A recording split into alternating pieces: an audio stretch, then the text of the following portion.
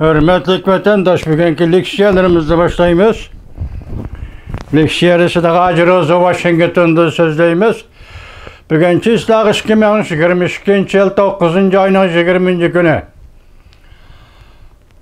Bugünkü vaziyetin gepeysak vatandaşım tünügen.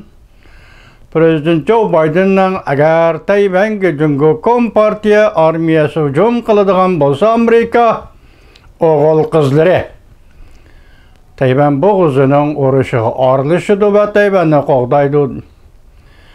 Bugun yana shunaqa munosabatlik qoldi yoki munosabatlikdan davlat majlisi bo'lgandan keyin endi bugun bir parcha qonun loyiha ma'qullash to'g'risida tayyorlik qilib degidek hozir uning da asosli gavdlandirgani Tayvanning Washingtonda turishliq vakolatxonasining ismini o'zgartirishni ilgari suramiz.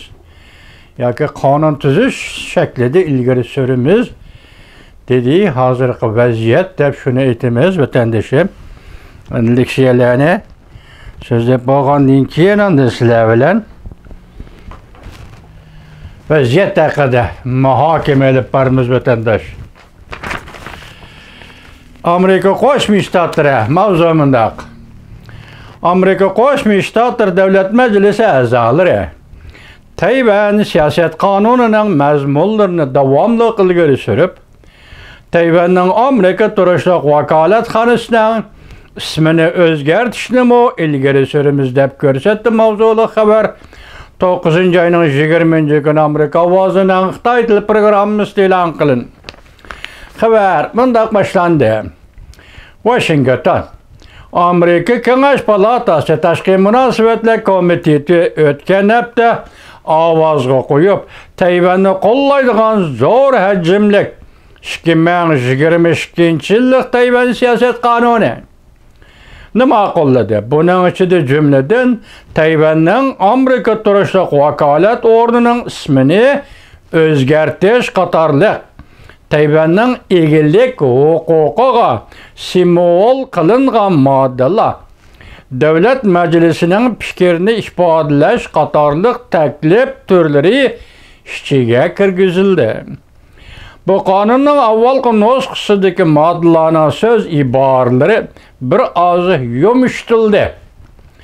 Lekin Avam palatasining bir nafar a'zosi bundoq ko'rsatdi.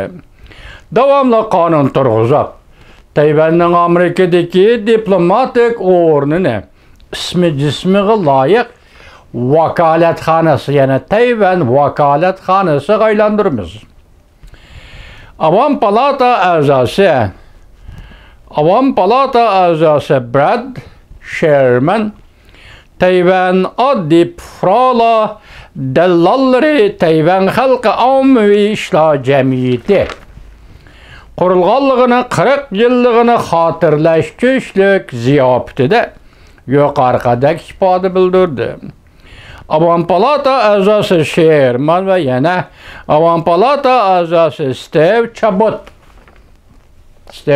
to'g'risida 2 kun bir xabar so'zildikmi? Amerika va O'rta Osiyoga kirish kerak. Bugun endi Steve Chabot yana Tayvan to'g'risida qonun ma'qullashga taraddud qilyapti.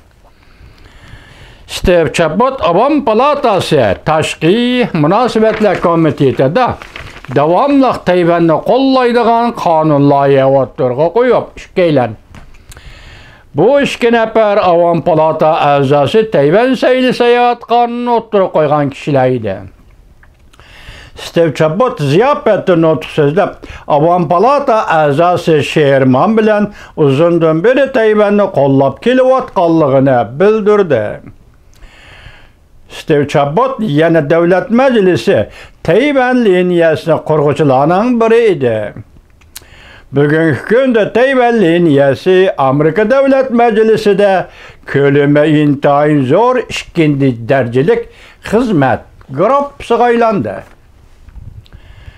Avam palata a'zosi Sherman bundoq ko'rsatdi. Tayvanning Amerikadagi vakolatxonasi Tayvan xalqiga vakil bo'lib qolmasdan butkul Tayvanga vakillik qiladi, madaniyatga emas. Bu Tayvanning mustaqil davlat ekanligini e'tirof qilganlik emas. Bu Devlet Meclisi'nin muşu xəbərində deyilən cümlə. Bu belki şundaqdı yoki muxbirning qo'shib qo'ygani bo'lishi mumkin. Nima deysiniz? 18-kuni CBS televiziyasining ziyoratini qabul qilganda Prezident Joe Biden nima dedi? Biz Tayvanni mustaqil bo'lishga rag'batlantirmaymiz. Mustaqil bo'lish, bo'lmaslik bu tamom Tayvan xalqining ixtiyoridagi ish.